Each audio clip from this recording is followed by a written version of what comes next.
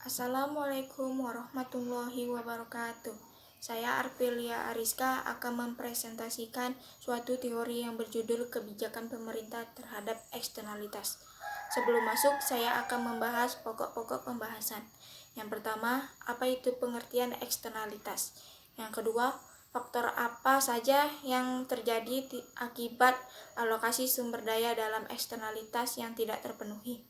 Yang ketiga, kebijakan apa yang dilakukan oleh pemerintah? Yang keempat, peraturan apa untuk mengatasi eksternalitas? Baiklah, saya akan menjelaskan pengertian eksternalitas. Eksternalitas merupakan dampak dari suatu tindakan seseorang yang mempengaruhi kesejahteraan orang lain. Namun, orang tersebut tidak membayar atau menerima kompensasi dari dampak tersebut. Eksternalitas dibagi menjadi dua, yaitu eksternalitas dinilai positif dan eksternalitas dinilai negatif. Eksternalitas dinilai positif apabila tindakan tersebut menguntungkan. Jika tindakan tersebut merugikan, maka dinilai eksternalitas negatif. Topik pembahasan yang kedua, faktor-faktor yang terjadi akibat alokasi sumber daya dalam eksternalitas yang tidak terpenuhi, yaitu yang pertama, keberadaan barang pabrik. Yang dimaksud dengan barang pabrik adalah barang yang dikonsumsi individu tidak mengurangi konsumsi orang lain. Ciri utama barang pabrik yaitu merupakan konsumsi umum yang tidak bersaing dalam konsumsinya dan mengabaikan yang lain. Yang kedua, sumber daya bersama.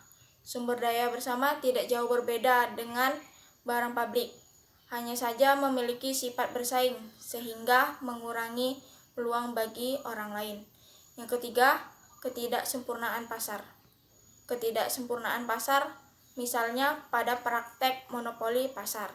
Contohnya, produksi produk dalam jumlah terbatas sehingga meningkatkan nilai lebih tinggi dari harga normal.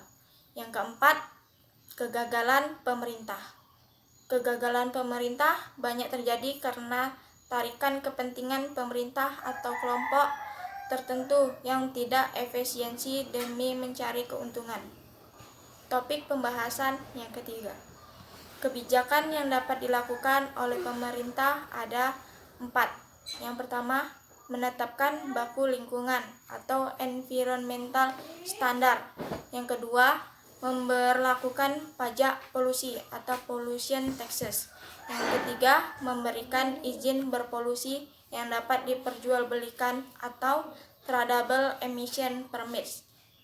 Yang keempat, memberlakukan pajak atau subsidi bagi perusahaan yang menghasilkan eksternalitas atau Pigovian taxes atau subsidi. Internalisasi adalah upaya menanamkan suatu hal baik. Internalisasi eksternalitas ketika keuntungan pribadi mempertimbangkan manfaat sosial. Salah satu internalisasi eksternalitas negatif adalah menambahkan pajak. Penambahan pajak pada harga pasar dengan menyamakan efek kesejahteraan sosial. Adapun kelebihan pajak untuk eksternalitas negatif yaitu perusahaan dapat memilih tingkat produksi yang sebanding dengan kemampuan perusahaan membayar pajak yang menyertainya. Pajak akan mempengaruhi harga barang yang lebih tinggi, yang juga dapat diasumsikan tingkat konsumsi lebih rendah. Situasi tersebut menunjukkan produsen dan konsumen bertanggung jawab atas eksternalitas negatif. Adapun salah satu contoh bagaimana pajak dapat digunakan untuk mengurangi pemanasan global. Karbon dioksida merupakan limbah dari pembakaran bahan fosil.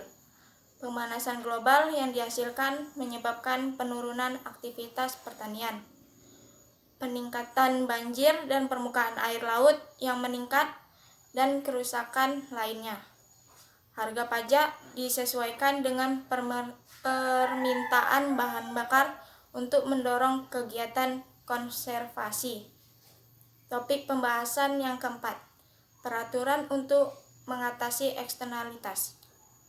Pemerintah juga dapat mengeluarkan peraturan bagi pabrik untuk mengurangi polusi dalam jumlah tertentu, atau akan dihukum apabila melakukan pelanggaran. Kelemahan cara ini untuk meningkatkan efisiensi pengguna sumber-sumber ekonomi adalah justru timbulnya inefisiensi apabila terdapat dua pabrik yang menimbulkan polusi. Misalnya, antara pabrik baja dan pabrik kertas.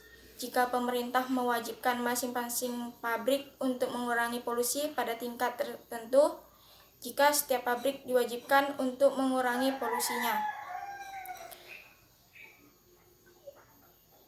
dalam jumlah yang sama, padahal sama rata, bukan merupakan cara termurah menurunkan polusi ini dikarenakan kapasitas dan keperluan setiap pabrik untuk berpolusi berbeda-beda.